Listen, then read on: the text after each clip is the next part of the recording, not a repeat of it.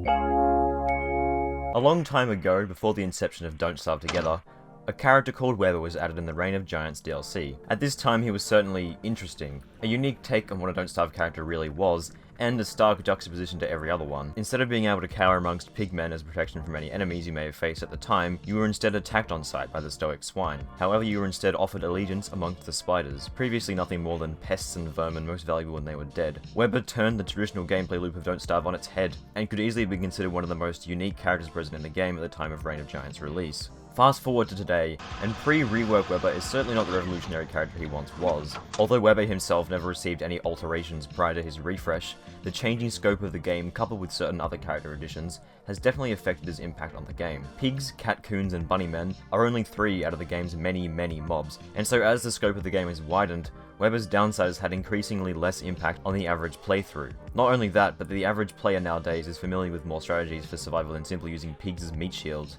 a strategy which is pretty much as old as time in Don't Starve terms. The game is older now, and people are generally more aware on how to survive away from any potential porcine protectors. And it would be impossible to make a video on Weber without mentioning Wirt, everyone's favourite playable merm, who, to put it bluntly, is pretty much like a Weber 2.0, as she is replete with unique faction alignments, similar to Weber, but instead coming with much more in-depth abilities, even with her own unique in-character quests, and almost a separate progression to every other character. She kind of just overshadowed Weber in every single way. So does Weber's rework actually give him some much needed freshening ups? Does it successfully make Weber interesting to play with some new stuff to play around with? And of course, does it actually make him a unique experience, especially when compared to a certain other monster character? Weber's update came with a character short like every other. If we look closely, we can picture the exact moment in which Weber became Heisenberg.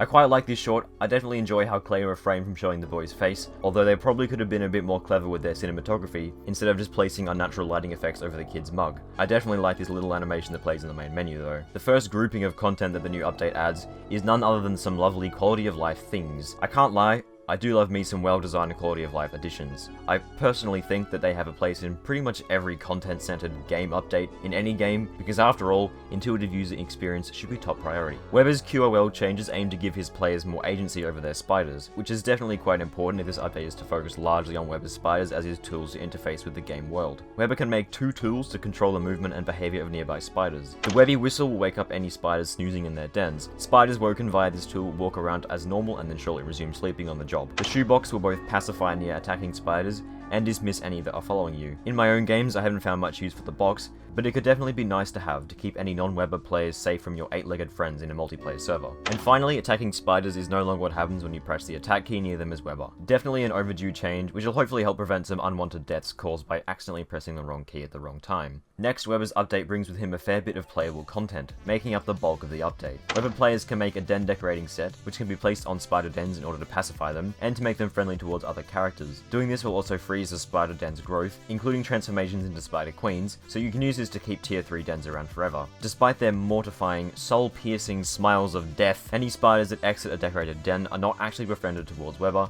and will therefore not defend him or follow him around. So now, every single time I walk into my base, I get jump scared for no reason. Great.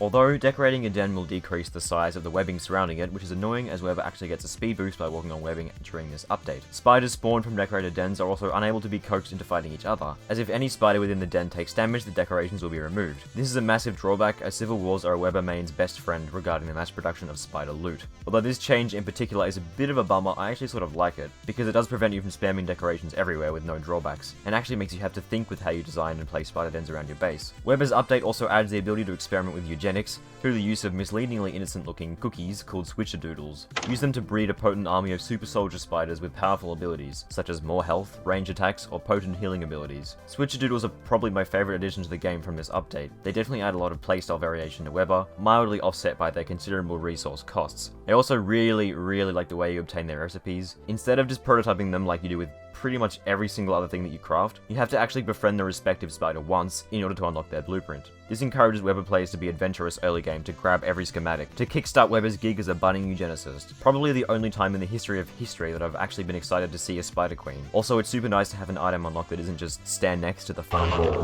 There are also a couple of changes made to the world as of this update that actually end up affecting all characters, Weber or no. Only one other character update has done this, that being Wendy's with the presence of pip spooks that don't really serve any other purpose other than ambience. With Weber's rework, however, these two following changes are actually relatively major. The first is that all spiders will now appear in the inventory when being caught by a grass trap, instead of just being instantly killed. This change isn't super massive for other players as you can just murder the spiders anyway, but this does permit Weber players to carry around their armies in their pockets. Webers can now also pick up spiders that are sleeping, not just with a trap. Next, the Spider Queen now spawns a new adversary, the Nurse Spider. Nurse Spiders will— Okay.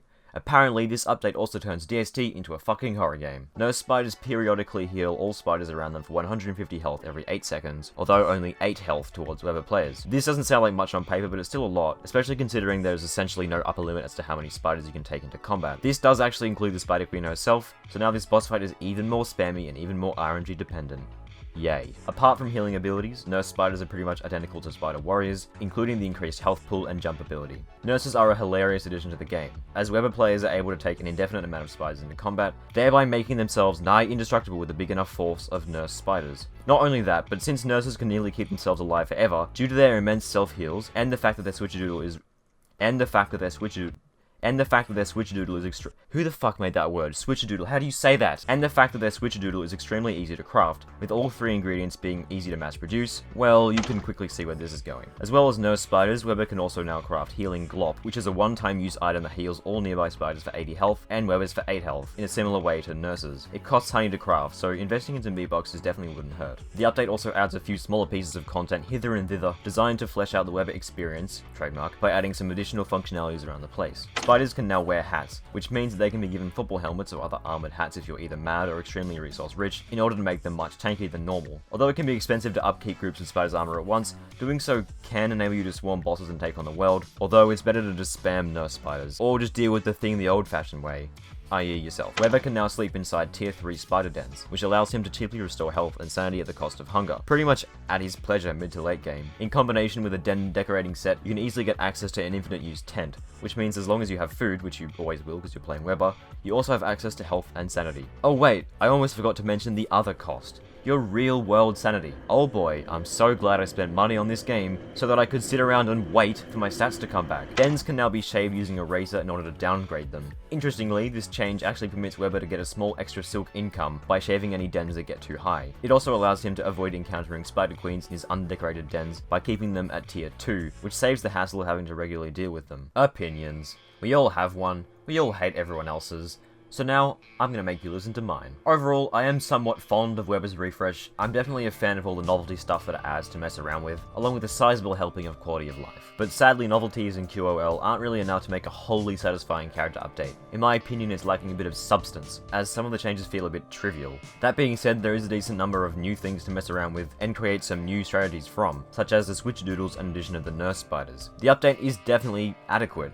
It could just be a bit better from my perspective. And aside from the above, there is of course still the issue of wort being wort. The game now contains 4 characters, whose shtick is having followers as their main method of combat. I don't really think that this many characters with this as their main focus can really coexist without one being the most desirable, particularly when considering the similarity of Wort and Weber, at least in terms of strictly gameplay. Personally, I don't really have enough experience with each character's respective gameplay loop in order to crown whichever one is superior, and nor do I really care, to be honest. Irrespective of that, I do think that Wort and Weber are a bit too closely intersected playstyle-wise. Wolfgang and Wigford are another character duo who fulfill similar niches, but I find them to be much more distinct from one another, as Wigford revolves around using her songs, helmet and passive regen to be an unfellable force in combat, whereas Wolfgang is Wolfgang, an unstoppable murdering machine with more focus on pure offense. Even with Wolfgang pre-reworked, these two characters are much more diverse than the two monster children. There is a part of me that secretly hoped Clay would do a complete 180 and focus on Weber's aspect as a monster instead of just followers. This was what made him truly unique in the original game, at least in my eyes. They could have done this by giving him some sort of extremely drastic playstyle that is there to entirely flip the player's experience on its head. But,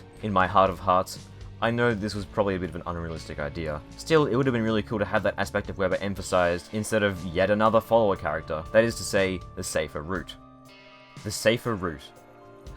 Call me cynical, but that really seems to be a common theme amongst Clay's recent updates for Don't Starve. It sort of surprised me they didn't do an open beta for the Weber rework, and instead just kind of released it without any consultation of the player base.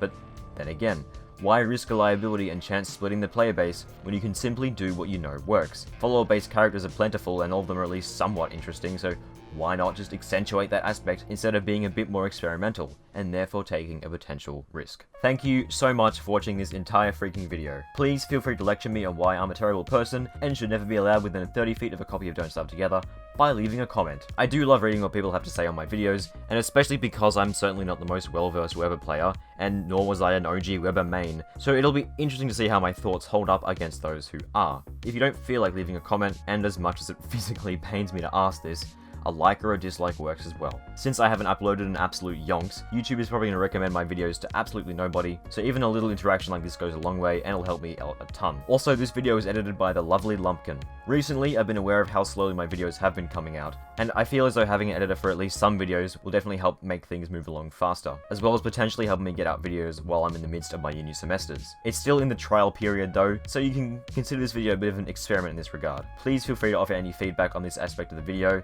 as well as the content that it covered. I would really like to know your guys' thoughts on this matter. For now though, you can check out Lumpkin's content. There is a link in the pinned comment/description, and in this video's end card, which will appear shortly. Also, while I'm currently on my uni break, which is right now, I'm streaming every Monday, Wednesday, and Friday at 12 AM UTC, which is a bit earlier than my previous schedule. Links in the pinned comment. Thank you all for watching, and I'll see you nerds later.